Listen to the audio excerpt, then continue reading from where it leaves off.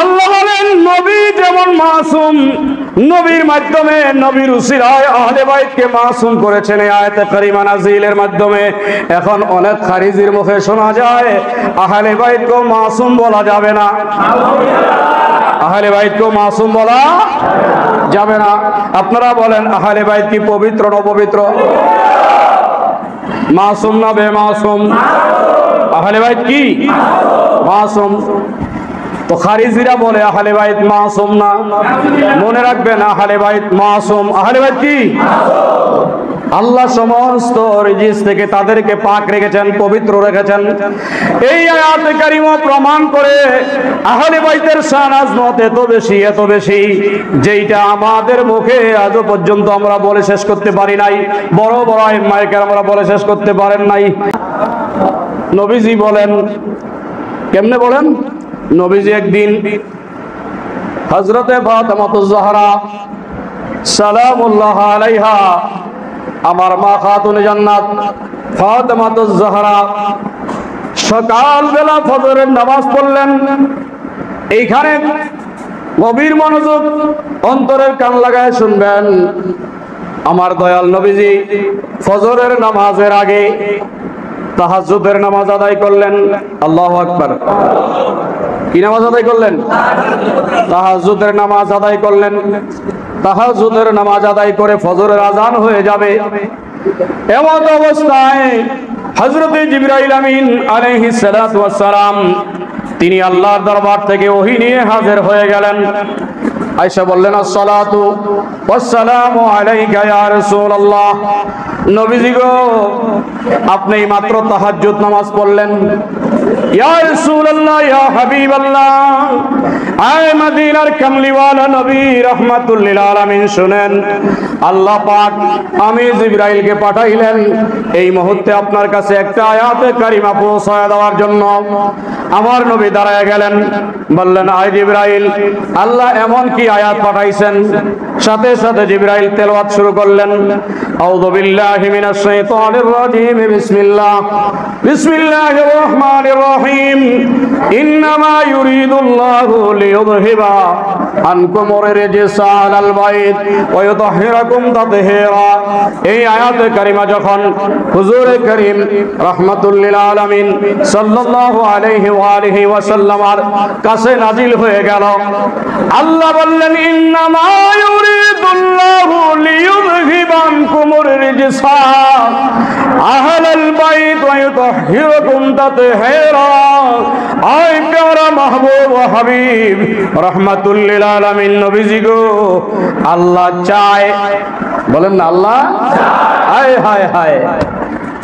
আমি তো মনে মনে ওই সময় বলি, যখন আয়াতখানা নাজিল হয়েছে তখন যদি আমি সামনে থাকতাম, যেমন আবু বকর সিদ্দিক বলেছিল, যখন এই আয়াতে কারিমা শুনতে পাইলেন, শোনার পরে আবু বকর আফসর করে বললেন, ইয়া রাসূলুল্লাহ, আয়াতে কারিমা যখন নাজিল হয়েছে তখন আমি যদি থাকতাম তাহলে এই ওহির ফয়েজ নিতে পারতাম, কারণ এই আয়াত এমন সত্তাদের শানে নাজিল হয়েছে যিনারা আমাদের মাথার তাজ, যিনারা আমাদের মাথার তাজ, এমন সত্তাদের শানে নাজিল হয়েছে। তো যেই সময় নাজিল হলো সেই সময় ওহির ফয়েজ যদি একটু নিতে পারতাম তাইলে জীবন ধন্য হতো। রাসূল কারীমের কাছে আয়াত নাজিল হয়, আল্লাহ বলেন, ইন্নামা ইউরিদুল্লাহ, নিশ্চয় আমি আল্লাহ চাই। কি চাই আল্লাহ? আল্লাহ বলেন, আমি চাই এ হাবিব, আয় মাহবুব, আয় নবী মুস্তাফা সাল্লাল্লাহু আলাইহি ওয়া আলিহি ওয়াসাল্লাম, নবীজি গো, যারা আপনার আহলে বাইত, আমি চাই তাদেরকে তাদের কাছ থেকে, তাদের নিকট থেকে রিজ মানে অপবিত্রতা, নেফাকি, সমস্ত অপবিত্রতাকে, সমস্ত গুনাহের ময়লা থেকে আমি আল্লাহ চাই। আমার ইচ্ছা, আমি আল্লাহর ইচ্ছা, আমি আল্লাহর ইরাদা, আমি আল্লাহ চাই আপনার আহলে বাইত যারা, তাদেরকে সমস্ত গুনাহ থেকে সব সময় দূরে রেখে দিতে। আমি চাই আহলে বাইতকে যেন নাফাকি এই রিস যেন স্পর্শ না করে, এই আয়াতে কারিমা নাজিল করে এরপরে বললেন ওয়ায়ুতাহিরাকুম তাতহীরা। আয় হাবিব, শুধু সমস্ত রিজিস থেকে আমি তাদেরকে দূরে রাখবো এমন নয়, আমি আল্লাহ চাই ওয়ায়ুতাহিরাকুম তাতহীরা, তাদেরকে পবিত্র করতে এমন ভাবে পবিত্র করার মতো পবিত্র আমি আল্লাহ আহলে বাইতকে করে দিয়েছি। এমন জাত সত্তা। এই আয়াতে কারিমা যখন নাজিল হয়ে গেল, ফজরের আগে রাসূল করিম চলে গেলেন সাইয়্যিদা তাইয়্যিবা তাহেরা খাতুনে জান্নাত মা ফাতেমাতুজ জাহরা সালামুল্লাহ আলাইহার বাড়ির মধ্যে চলে গেল। আল্লাহু আকবার। যখন যাইতেছেন রাসূল করিম আলাইহিস সালাতু ওয়াত তাসলিম, আমার আকা আমার মাওলা রাহমাতুল লিল আলামিন, তিনি যখন ফাতেমার ঘরের দরজায় গেলেন, গিয়ে বললেন আসসালাত আসসালাত আসসালাত ইয়া আহলাল বাইত, আয় আহলে বাইত, আয় আহলে বাইত, সালাত, নামাজ পড়ো, নামাজ পড়ো, নামাজ পড়ো। কেন নামাজ পড়বা?